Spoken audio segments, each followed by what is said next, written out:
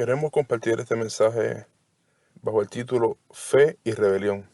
Nos dice el libro de Números, capítulo 14, versículos del 1 al 9, en la versión Dios habla hoy. Entonces los israelitas comenzaron a gritar y aquella noche se la pasaron llorando. Todos ellos se pusieron a hablar mal de Moisés y de Aarón. Decían, ojalá hubiéramos muerto en Egipto o aquí en el desierto. ¿Para qué nos trajo el Señor para este país? Para morir en la guerra y que nuestras mujeres y nuestros hijos caigan en poder del enemigo. Más nos valdría regresar a Egipto. Y empezaron a decirse unos a otros, pongamos a uno de jefe y volvamos a Egipto. Moisés y Aarón se inclinaron hasta tocar el suelo con la frente delante de todo el pueblo. Y Josué y Caleb, que habían estado explorando el país, se rasgaron la ropa en señal de dolor y dijeron a todos los israelitas, la tierra que fuimos a explorar es excelente. Si el Señor nos favorece, nos ayudará a entrar a esa tierra y nos la dará. Es un país donde la leche y la miel corren como el agua. Pero no se rebelen contra el Señor, ni le tengan miedo a la gente de ese país, porque ellos van a ser como pan comido para nosotros. A ellos no hay quien los proteja, mientras que nosotros tenemos de nuestra parte al Señor. No tengan miedo. La rebeldía apaga la fe necesaria para hacer la voluntad de Dios y cumplir su misión. ¿Alguna vez has tenido una gran rebeldía contra algo o contra alguien? Creo que todos hemos pasado por eso. En muchas ocasiones, esta rebeldía podría estar justificada, basada en las experiencias que vivimos. Pero hay otras ocasiones en que cuando miramos hacia atrás, nos damos cuenta de que esa rebeldía no estaba justificada. Hay momentos en que el problema no es el otro, sino nosotros. La historia del pueblo de Israel es en gran medida la historia de un pueblo rebelde. El Antiguo Testamento está lleno de historias que indican que Israel se rebeló contra Dios a pesar de su amor. La labor de los profetas, en no pocas ocasiones, se trataba de dejarles saber al pueblo que habían pecado contra Dios, que se habían comportado con rebeldía y que Dios como Padre los corregiría, a la vez que les demostraba su amor, demostrándoles una vía de restaurar su relación con Él. Este pasaje es uno de esos eventos en que Israel se rebeló contra Dios, tan temprano como poco tiempo después de su liberación de Egipto. Veamos a través de este mensaje cómo la rebeldía llevó a Israel a caer en la incredulidad y a atrasar el premio que Dios tenía para ellos. Una encomienda. El pueblo de Israel tenía la promesa de Dios de una tierra prometida. Sin embargo, tenían la encomienda de conquistar esta tierra de pueblos que el Señor había determinado eliminar de esta. Esta misión requería tener fe en la protección y ayuda de Yahvé para lograr la conquista. La fe era necesaria para poder llevar a cabo esta labor.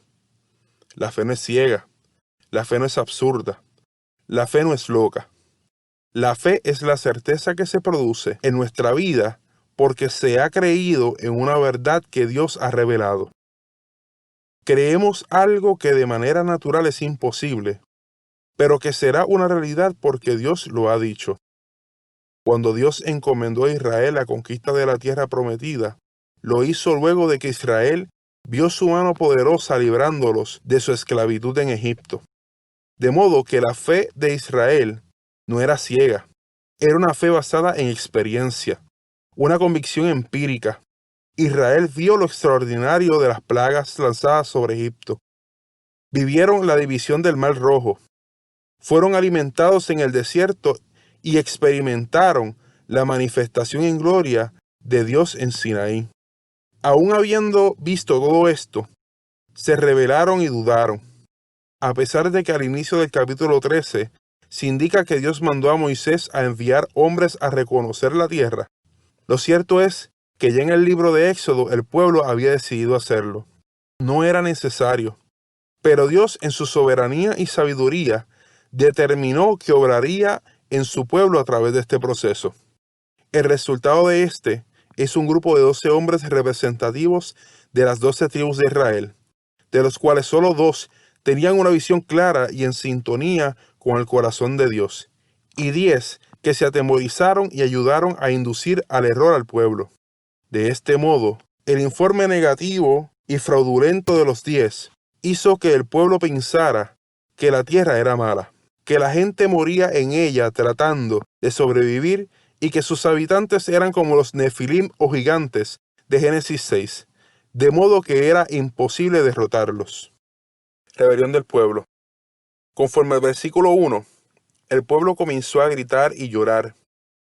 Era un lamento de total fatalismo.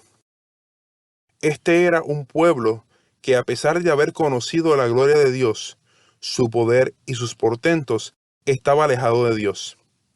Si nos preguntamos hoy, ¿podemos haber disfrutado de la manifestación del poder de Dios y estar lejos de Él? La respuesta es sí. Así como muchos fueron sanados por Jesús y nunca volvieron a Él, del mismo modo podemos estar cerca de Dios y desconocerlo completamente. El versículo 2 nos dice que la siguiente acción cometida por el pueblo fue comenzar a hablar mal de los líderes puestos por Dios. Dios es soberano y perfecto. Sin embargo, en su misericordia, utiliza seres humanos imperfectos para hacer su obra y liderar su pueblo.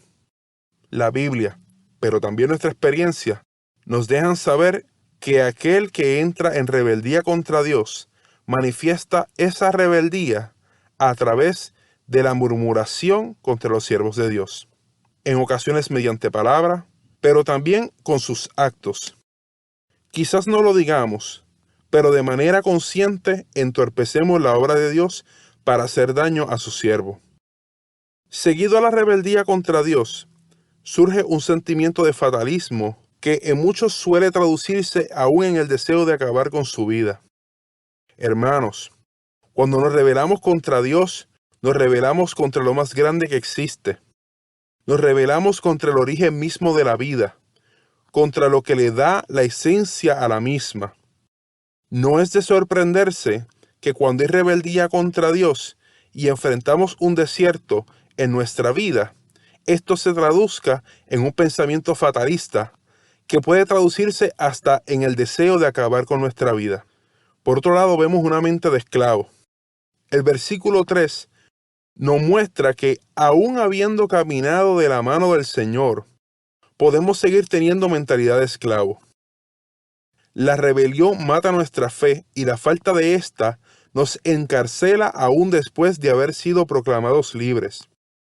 Cuando hay rebelión en nuestro corazón, nos desvinculamos de Dios y nuestra tendencia es pensar en la mentira de que esclavizados estábamos mejor. Volvemos a nuestra antigua vida, volvemos a nuestro Egipto. La fe no es ciega, la fe aclara la vista. La rebelión contra Dios es la que produce ceguera y no permite que veamos que estamos en esclavitud. Volvemos a nuestra antigua conducta. Volvemos a los placeres desordenados. Volvemos a nuestros antiguos vicios y somos engañados a tal manera por Satanás que pensamos que no podemos volver a Dios y que estamos destinados a estar por siempre bajo esclavitud. El versículo 4 indica que en su rebelión el pueblo comenzó a buscar un líder puesto de manera carnal por ellos para liderarlos. Claro, para liderarlos hasta Egipto. Un líder carnal no puede hacer otra cosa que llevar a un pueblo rebelde hasta la esclavitud. Sin embargo, como nos dice el versículo 5, los siervos de Dios que realmente están en comunión con Él vieron el pecado del pueblo, se horrorizaron y se postraron en humillación e intercesión. La rebeldía es altivez, mientras que la comunión con Dios produce humildad.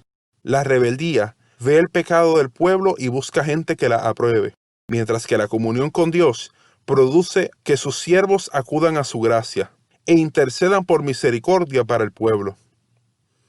¿Cuál es la actitud que permea entre los siervos de Dios de hoy? Tremenda pregunta. Josué, representante de la tribu de Efraín, y Caleb, representante de la tribu de Judá, estuvieron entre los 12 hombres enviados a reconocer la tierra prometida, y contrario a los 10 restantes, su informe fue verdadero. Su comunión con Dios y su cercanía al siervo que Dios había puesto a liderar el pueblo produjo lealtad. Mientras otros reportaron tierra mala, ellos vieron tierra que produce leche y miel. Si bien es cierto que había grandes hombres en la tierra, a ser conquistada, no eran invencibles. Estos afirmaron que, con Dios por delante, los comerían como pan. El líder que cuenta con comunión con Dios inspira valor genuino producido por Dios, no temor carnal. En conclusión, la rebeldía produce una ceguera espiritual profunda. Hace que retemos a Dios sin darnos cuenta de lo serio que es esto. Nos lleva a tornar atrás en nuestra vida espiritual. No nos deja avanzar a conquistar lo que Dios nos ha prometido. Y sobre todas las cosas, no nos permitirá conquistar nuestra tierra prometida, que para nosotros no es otra cosa que la salvación eterna. Dios te bendiga.